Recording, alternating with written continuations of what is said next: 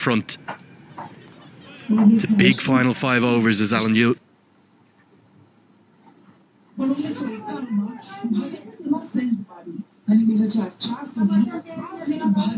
Standing, and I think a symptom of the series has been this change of attitude. They've constantly gone for attack. Tucker 73 from 41 deliveries, scoops, various different things, helped out and abetted by some very poor outfielding by Pakistan, I'd have to say.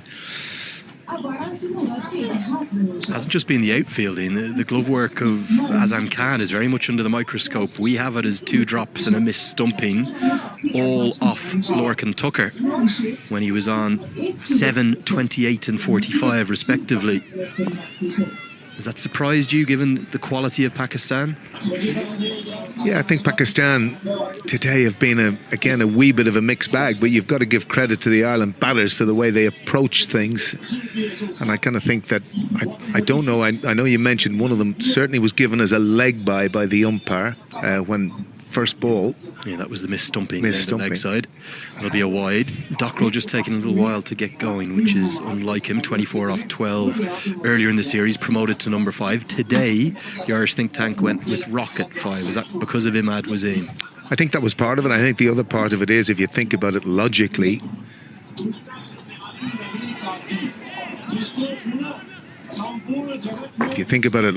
logically, Andrew, they've got it.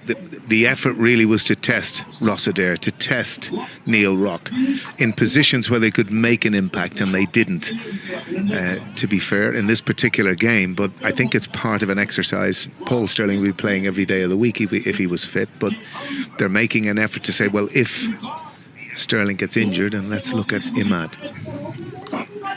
Full toss, hit down towards long on, missed time by Tector, is not going to carry. I think it's Rizwan out there who's been maybe one of the few live wires in the field, took that excellent catch, although he's had a misfield or a fumble or 2 as well. Completely clothed by Tector, fortunate to survive.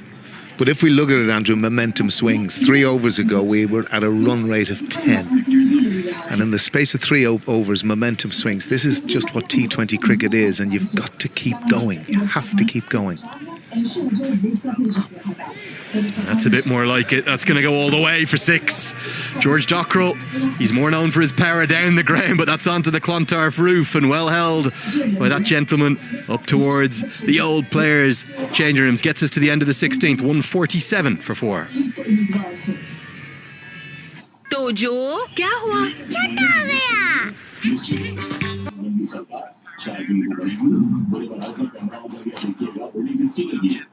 किसी और भी candidate की होड़ी लगी है, किसी और का प्रचार हो रहा है, क्यों यही अच्छा है। आज बैठा नहीं, मेरा घर है, जहाँ मेरी पैदाइश हुई है, मैं इसी मिट्टी का जन्मा हूँ।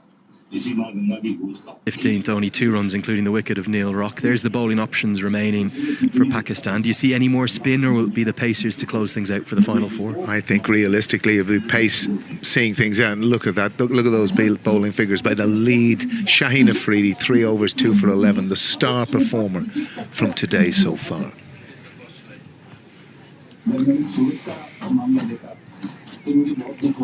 That would probably be a wide outside the off stump. Mohamed Amir missed the first game, was just a little bit delayed in getting to Ireland. His maybe 3rd or 4th incarnation as an international cricketer. His talent has never been in question. Has he still got plenty to offer Pakistan? I think he does, because experience is a great thing, and he's won many a game for Pakistan. That's what you've got to remember. And again, in these World Cups, moments where people with that experience, when they've done things, you saw him dismantle India in a Champions Trophy semi-final, if you do remember that. And it's another wide from Mohamed Amir. So clumsy, you would say. Yeah, I think the excitement Amir brought when he burst onto the international scene first was the lateness of the movement back into the right-handers in particular, no shortage of pace, that famous over, I think it was the Asia Cup as well as the Champions Trophy, where he just seems to love the big stage, the big occasion. And you think about how valuable left-arm seamers are. Obviously, Shaheen Shah Afridi will play, presuming he's fit, but why not have 2 left-arm pacers if you can? Round the wicket now for Amir. Looks for the block hole, misses it, and it's out to Shaheen Shah Afridi. Landmark for him the other day, Louis. 300 international wickets, the 12th Pakistan bowler to do it. Look at some of the company he's joined. Wasim Akram, Waqar Younis, Imran Khan, Shahid Afridi, Saqlain Mushtaq, Shoaib Akhtar, Umar Gul, and plenty more. They are some of the greatest bowlers of all time, not just for Pakistan. Well, he is one. Shaheen Afridi is box office. Whatever way you want to look at it, he's been a quality performer for so long for Pakistan. George Dockrell will be disappointed he missed out there. That foolish ball wide. He's worked on this ability to slice the ball. Pakistan have deep point and a wideish third man, and interestingly a fly slip just inside the circle. So that's where Amir is going to be looking to bowl. Certainly with that field set that we have here today. Think of all those brilliant names I was just mentioning to you, Abdul Qadir and Mushtaq Ahmed, the leg spinners in there. So many wrist spinners or mystery spinners and so much express pace.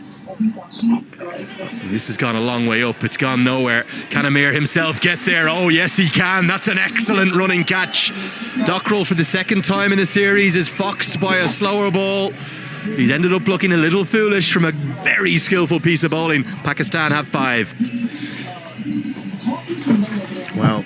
A beautifully skillful piece of bowling there from Mohammad Amir.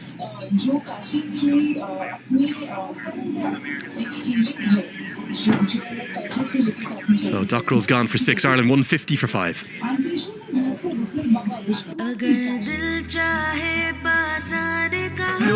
अरे खत्म हो जाएगा सबको मत दे यार खत्म हो जाएगा जल्दी दे रहा हूं हाँ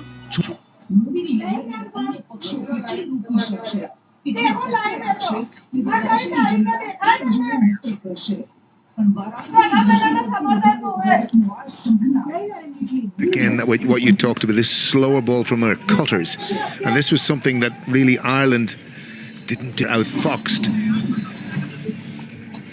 Dockrell, and Dockrell has this habit which is tricky. He takes his front foot away to the leg side, which leaves him a lot of room and gather to get the ball offside. So part of his own downfall was his own in that capacity, but a great piece of skill from Mohammad Amir. Yeah, and also the line, you saw it there nice in the replay, didn't you? I'm not sure, was it the off cutter? It might have even been the knuckle ball, which we're seeing more and more.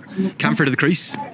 He's in at number 7, very busy cricketer. He's really Ireland's utility man. He seemed to turn to him whenever they're in moments of crisis or real pressure, and he's developing a nice reputation for having ice in his veins.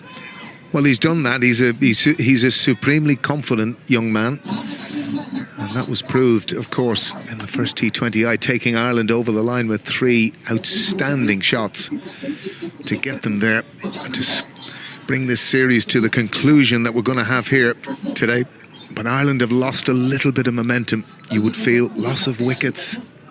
Need a flying finish to even get close to 200, let alone the 193 that they posted the other day. Remember, till Pakistan chased that down, it was a record total. Big smile on the face of Mohammad Amir, a record total at this ground. There hasn't been much T20I cricket, as we've tended to be either in Malahide or up in the north of Ireland in either Stormont or Breedy. But it's great to see Clontarf back in action. The square was relayed in 2019, and I think the pitches have played outstandingly well. It's sold out crowds, great atmospheres too.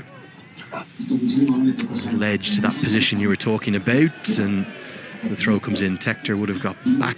Ireland just struggling to get moving here in the last 5. Well, I think it's very clever from Pakistan. This offside field they've got, that fly slip area that collected that delivery, wideish third man, and obviously deep point on the line. With the Ireland camp are looking at things, this is an area they can be looking at, because Fakhar and obviously Rizwan exploited that leg side so much in the second T20I.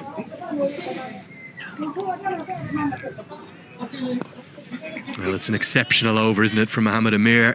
Not a boundary from it, and only 5 runs in total, including the wicket of George Dockrell. 3 remain, 152 for 5. Tojo, क्या हुआ? छोटा हो गया।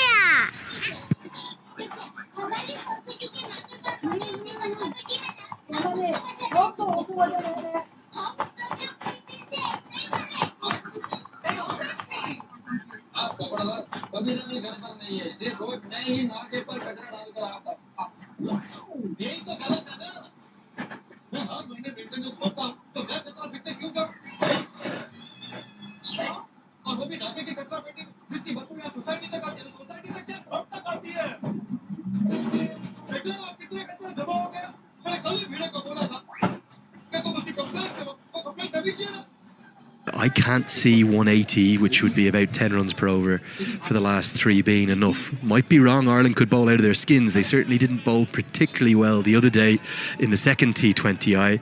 And this man is certainly very, very skillful at the death. Been impressed by him, Abbas Afridi, the man from the Multan Sultans in the PSL. Slower ball, and another one goes down. Well, those butterfingers, they're spreading out there amongst the Pakistan camp. I think that's maybe drop number 4 today. Fakhar Zaman, that's a dolly. That is an absolute dolly, and there seems to be a disease on this ground because, of course, Ireland were in exactly the same position, but that is a dolly at this level. Tector really not getting hold of it in any shape or form, and it's an important period for Harry Tector. This particular period to try and, as the senior player, take things home with some big lusty blows. Now there's that almost trademark camphor shot, but all he can do this time is pick out Shaheen Shah Afridi, who takes the simplest of catches. Well, he should have maybe have had 2 and 2, but instead he gets immediate return to wicket-taking action. I've been so impressed by Abbas Afridi. Another one for him. Well, I was going to say that he has been exceptional in this series to date, and this will be really good for Pakistan coming into the World Cup, no doubt about that. Okay, Camphor the latest to go. He's gone. Get a look at the replay first. You can see that attempted innovation, looking for a shot he likes. He actually probably got it where he wanted, but all he could do was pick Shaheen Shah Afridi out, and Camphor's gone for one. 153 for 6.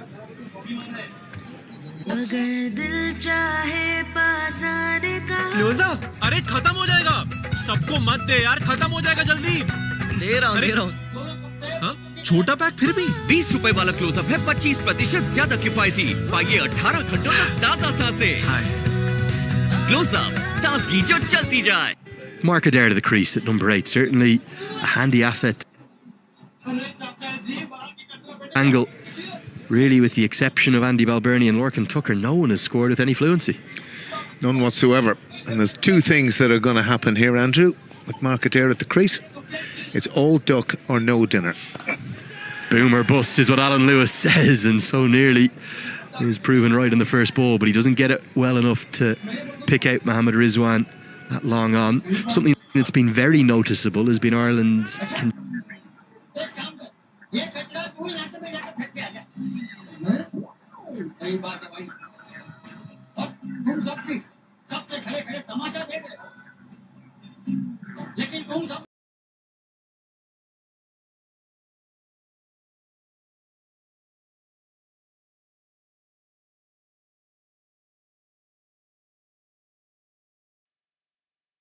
Another slower ball. Tector does well to find the gap. I'm not sure he picked it at first, but he adjusted very, very nicely.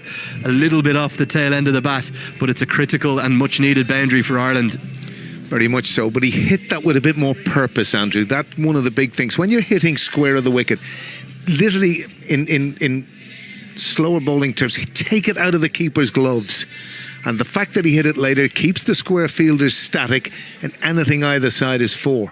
Yeah, it's the out of the back of the hand slower ball that is one of Abbas Afridi's go-to deliveries at this stage. Good adjustment from Tector. Now he wants 2. Will he be able to get back? He should be, because he finds the gap between the two men on